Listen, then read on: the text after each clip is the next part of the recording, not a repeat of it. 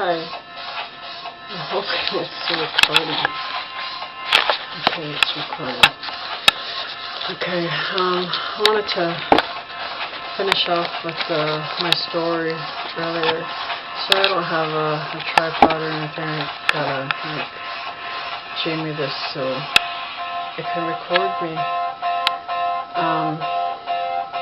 I hope that it doesn't fall. I wanted to finish off with, or start off with my other experience over at the other place there. Okay, we're living over at the other place. We were living in the top floor. There's like 3 bedrooms on the top floor. Our washroom didn't work upstairs, and so the second floor is where there's another washroom there, and it's where the living room, the dining room, and everything was. And then there's a basement. Anyway, our upstairs washroom wasn't working, so we had it locked, and so everybody had to use the washroom in the second floor. And Philip, my son, went downstairs to use the washroom, and it was dark.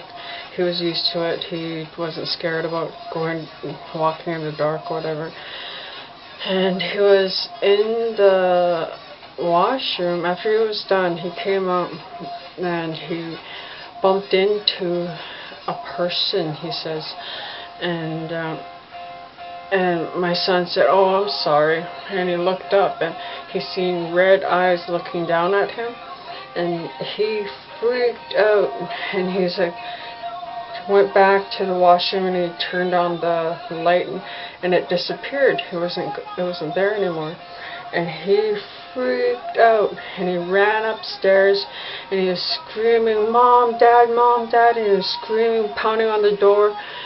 And we jumped up and we're like, what? And he's like, a man, red eyes, mad, and he couldn't get it out. And we're like, what? And so Darren and I get up, go downstairs with him, and he's shaking, he's trembling, he's crying so hard, and his heart's like pounding really fast. And we're like, what is going on? And he's like, I went to the washroom, and I came out, I bumped into somebody, I bumped into the sky, and I looked up and I said, sorry, and when I looked up, there's red eyes looking at me, and I turned on the light, and it was gone. And that's when I went to see you, and that really freaked him out, and it took us a long time, like a few hours, for him to settle down finally. And when he finally settled down, like any little noise, like the furnace turning on, anything, water turning on, that freaked him out. And he'd jump up and he'd check to see what that is. And so, because he hardly slept that night, I decided to keep him home from school, and I didn't want him, like, he was already in a freaked out state, so I didn't want to chase him to school that day. And like, a lot of things happened in that house, like so many things.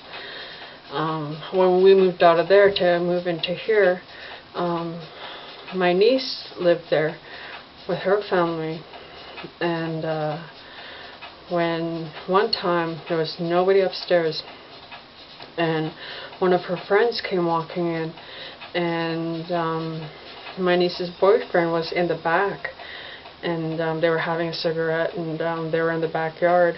And when they walked in, they said, "Hey, Tom," and they said they seen somebody running up the stairs, and they said it looked like Tom, and they're like, okay, well, he'll come back down.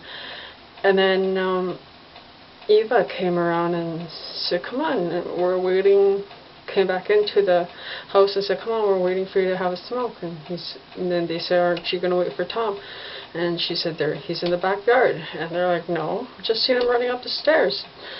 And then they're all freaking out because they're like, their face went white, and they're like, seriously, we just seen them running up the stairs. They're like, we're not joking, we both seen it, and there's like two of them. And Tom was like, nobody's up there. So they all went upstairs and checked around, there's nobody there. And that was their story. That happened to them over there. Another story, I'm going to keep on rambling. When I lived over on, when me and Darren first got together, we lived over on Victoria Street. It's just over here, close, it's like nearby. And when I first walked into that house, like, I could feel things, I could sense things. I walked in and I was like, I don't like this place. And that's where Darren was living, and I moved in with him. He lived with his mom and dad, and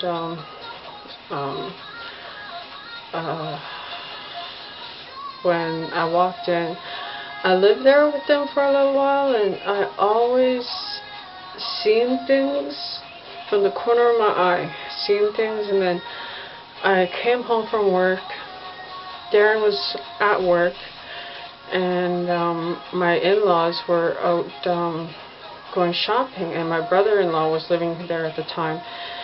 And he went somewhere, I don't know where he went. In his bedroom, like, here's the hallway. His bedroom is at the end of the hall, and then right next door to that is my in-laws, my mother-in-law, my father-in-law.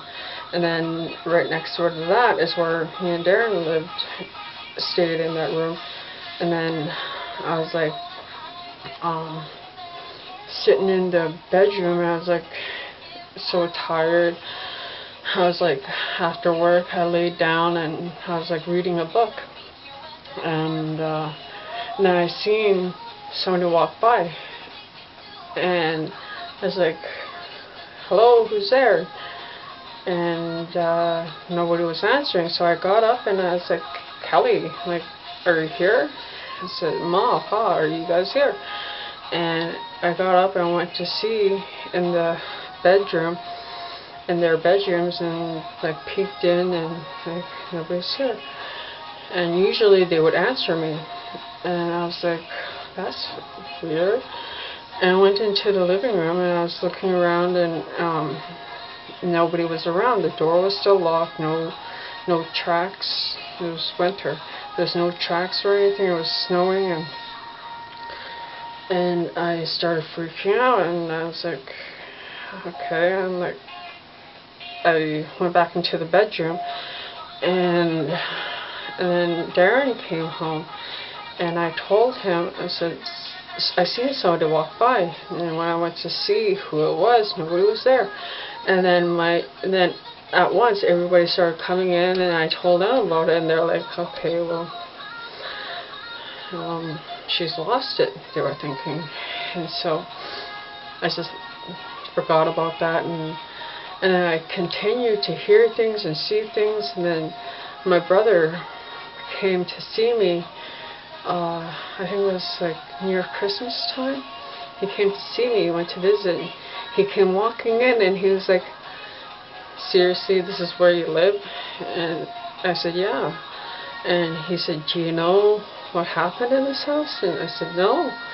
He said, this is where our cousin was killed. And I was like, which one? I didn't know him personally.